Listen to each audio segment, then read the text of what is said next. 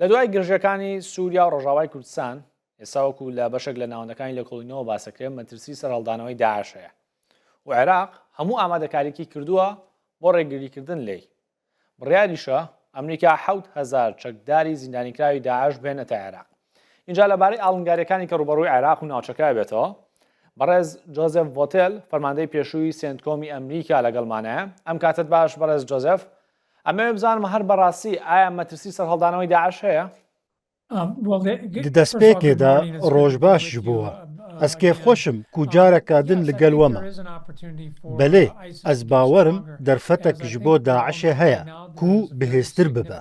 وەکی کۆ ئەم هەموو دزانن vێگاوێ ڕەوشەکە vەگوهێز ئا gelekî giring li Bakur û Rojhilatê Sûriyeyê di navbera hêzên Sûriyaya Demokratîk Hesedê û hikûmeta demkîya Sûriyeyê de heye. Li gel veguhastina berpirsyariyan û tevlîheviya ku diqewime her wiha nediyariya ku li gel wan tê bêguman derfetek ji bo Daişê çêdibe. Bêguman derfetek ji bo Daişê çêdibe ku Sûdê ji rewşê wergire û êrîşên zêdetir pêk bîne û dest birabûneka nû bike. بەڕێز ڤۆتێل، وڵاتانی ناوچەکە چ عێراق چ سووریا ئەتوانن چی بکەن بۆ ئەوەی کە ڕێگری لەو هەلە بکەن بۆ سەرهەڵدانەوەی داعش؟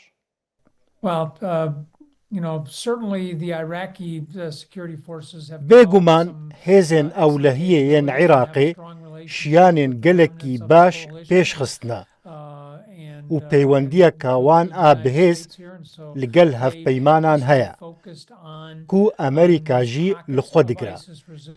Divê ew bala xwe bidin ser wan paşmayên Daişê yên li Iraqê û piştrast bin ku ew nikarin xwejnû ve birêxistin bikin. Ez bawerim niha li Sûriyê astengî hinekî girantir e. Xasma ku niha em di qonaxa veguhêz di navbera Hesedê hikûmeta demkîya Sûriyê de ne. Li gelek ji wan deveran divê hikûmeta demkî pêngavên pêwîst bavêje yan jî pir bi hişyarî li gel paşmayên Hesedê kar bike da ku zext li ser Daişê bimîne. Di dawiyê de pêwîst e hikûmeta demkîya Sûriyayê kontrola xwe bike û berpirsyariya tevahî ya operasyonên li dijî Daişê bigire ser milê xwe. بەڕێز ڤۆتێل، لە دوای ئەوەی کە ئەمریکا بڕیاریدا یان با بڵێن ڕێکەوتن هەبوو لە نێوان هەسەدە و حکوومەتی سووریا بۆ ئەوەی کە زیندانەکانی داعش و کەمپەکان کە ژن و مناڵ و کە سوکاری داعشی تێدایە بدرێنە دەست حکوومەتی سووریا، دوای ئەوە ئەمریکا بڕیاریدا کە 7,000 چەکداری زیندانیکراوی داعش بگوازێتەوە بۆ عێراق. ئێوە هۆکاری ئەوە بۆ چیە گەڕێنەوە؟ Di dawiyê de ew çekdar xelkê Iraqê bûn. Loma daxwazek heye ku bo welatê xwe bên vegerandin û radestî hikûmeta xwe bên kirin. بەڵام کاک بەڕێز ڤۆتێل، تەنیا بەشێکی کەمیان ببنە چە عێراقین، زۆربەیان بیانین، یعنی ئەوە نییە کە بڵێ خەڵکی عێراقن لەبەرەوەیان گەڕێنێتەوە بۆ عێراق، بەشێکی زۆریان ناعێراقین.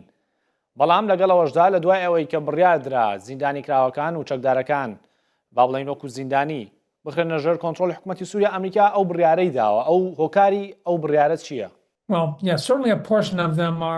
Beşek ji wan Iraqîne loma divê vegerin welatê xwe. Ez bawerim sedema ku hikûmeta Amerîkayê ev biryar daye ji bo kêmkirina wê metirsiyê bûye ku niha li Sûriyayê heye. Diyar e ku Iraq niha gelekî aramtir e û hêzên ewlehiyê yên Iraqê gelekî bişiyanin. Hikûmeta Iraqê di rewşeka baş de ye ji bo wergirtina wan girtiyan. Ne tenê ji bo parastina wan, lêbelê bi hêviya wê yekê ku peywendiyên xwe bikar bînin ji bo vegerandina wan bo welatên wan û parastina wan ji bo rêgirtina li wê yekê ku paşmayên Daişê li Sûriyayê hewla rizgarkirina wan nedin. Ev bi awayekî serekî hewildaneke ji bo kêmkirina metirsiyê. بەڕێز ڤۆتێل، وەکو لە هەندێک لە ڤیددیۆکان دەرەکەوێت بەشێک لەو سەربازانەی و ئەو کەسانەی کە لە ناو سوپای عەرەبی سووریان پێشتر چەکداری داعش بوون، یعنی خۆیان پێشتر داعش بوون، ئێستا بوونەتە فەرماندە یان سەربازی سوپای عەرەبی سووریا. ئەمریکا چۆن دەتوانێت متمانە بە هێزێکی لەو شێوەیە بکات و هاوانگیان لەگەڵا بکات و بیکاتە ئەندامێک لە هەڵپەیمانی نێودەوڵەتی دژی داعش. دیارە ئەڤ ڕەوشەکە گەلێکی زەحمەتە. دداویێدا divê حکوومەتە دەمکیە سووریایê hêzên xwe kontrol bike. Divê dawiyê de medîtiye ku bi awayekî yekgirtîtir û bibandortir kar dikin. Di dema operasyonên par de me hinek astengî dîtin. Lê wekî diyar e bi ser wan de zal dibin û zêdetir kontrol dikin. Ev bi zelalî rewşeka zehmet e ji bo Amerîkayê. Loma divê em di pêngavên xwe de hişyar bin. Lê siyaseta Amerîkayê bi zelalî di berjewendiya hikûmeta demkî ya Sûriyayê de ye. Amerîka hewl dide li gel wan kar bike da ku serkeftî bin û alîkar bin ji bo parastina hemû Sûriyayê.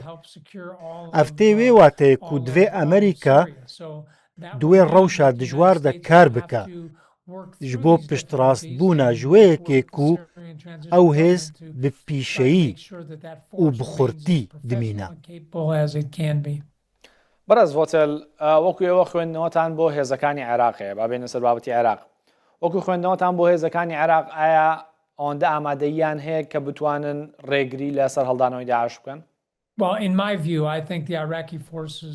Li gorî nêrîna min hêzên Iraqî asteka bilind a şarazayî û jêhatîbûnê nîşan dana. Di demekê de ku Daeş grûpeka teroristî ya jîr e ku hêjî dikare êrîşan pêk bîne ku qurbanî jê peyda bibin. Lê ez bawerim hêzên ewlehiyê yên Iraqê gelekî bişiyanin ji bo parastina Iraqê ji gefa derketina Daişê. Ew dikarin bi alîkariya berdewam a hevpeyman û hevbeşên rojavayî bi rêya rahênan, pirçekkirin û karê îstixbaratî ve wî karî bikin. بەڕێز ڤۆتێل ترامپ هەڕەشەیەوەی کردبوو کە ئەگەر مالیکی ببێتەوە بە سەرۆک وەزیران ئەوە هاوکاری عێراق ناکەن. دەبان ئێمە باواز لە دیوە سیاسەکەی بهێنین کە ئایا مالیکی ئەبێتەوە یان نا، بەڵام لە ئەگەرێکی لەو شێوەیە ئەگەر ئەمریکا هاوکاریەکانی لەسەر عێراق ببڕێت یعنی هاوکاری عێراق نەکات ئەو کاتە دۆخی عێراق لە ڕووی ئەمنیەوە و سەر هەڵدانەوەی داعش چۆنەبێ؟ بێگومان ئەس باوەرم دێباندۆرێ لەسەر شیانە عێراقê ya ji bo parastina xwe bike. Nexwasim li dijî gefa rêxistinên wekî Daişê. Ez naxwazim bikevim nava aliyên siyasî yên vê mijarê. Ji ber ku ez di siyaseta vêgaya Amerîkayê de neşarezama. Lê di serdema serokayetiya Serokwezîr Malikî de bû ku Daişê dest danî ser beşeka berfireh a axa Iraqê. Berpirsyariyeka mezin a wê yekê dikeve stûyê wî. Hêzên Iraqî di wê demê de nikarîbûn di asta pêwîst debin. Nîgeraniyeka zêde ji aliyê Amerîkayê di vê derbarê de heye. Lê bihêviya wê yekê ku rê li ber vê yekê bêgirtin û piştevaniya Amerîkayê ji bo hêzên ewlehiyê yên Iraqê berdewam bike. بەڕێز ڤۆتێل وەکو دوایین پرسیار ئێستا با بڵێن ئاڵۆزی زۆر هەیە لە نێوان ئەمریکا و ئێران لە ناوچەکەیە. ئەمریکا بەردەوام کەچەکانی نزیکە خاتەوە ئێرانیش بەردەوام هەڕەشەیەکە. عێراق چۆن نتوانێت خۆی لەو ململانەیە بپارێزێ؟ بەلێ ئەمریکا هەوڵ دەدا پەیامەکە پر زەلال ji ئیرانê re bişîne. Armanca serekî ya belavkirina hêzê li herêmê rêgirtin e. Tişta ku Iraq dikare bike ew ku li ser wê yekê berdewam bike ku hevbeşekî baş ê Amerîka û hevpeymanan be. Lê di heman demê de bala wê li ser serweriya wê jî be. Divê piştrast bin ku mîlîs bi taybetî yên ku bi awayekî serekî ser bi Îranê ne, bandoreka wan a zêde ji pêwîst li Iraqê nebe. Yek ji tiştên ku min hertim li Iraqê bilind nirxandiye ew bûye ku Iraq ji bo Iraqiyan be. Di demekê de ku ew li herêmeka تژە ئاستەنگی دژین لێ هەرتم نیگەرانی سەروەریە خۆبوونە gelekî giring e ji bo hikûmeta Iraqê û hêzên ewlehiyê ku xelkê ji gefên wekî Daeş û grûpên millîs ku dilsoziya wan ji bo derveyê Iraqê ye biparêzin.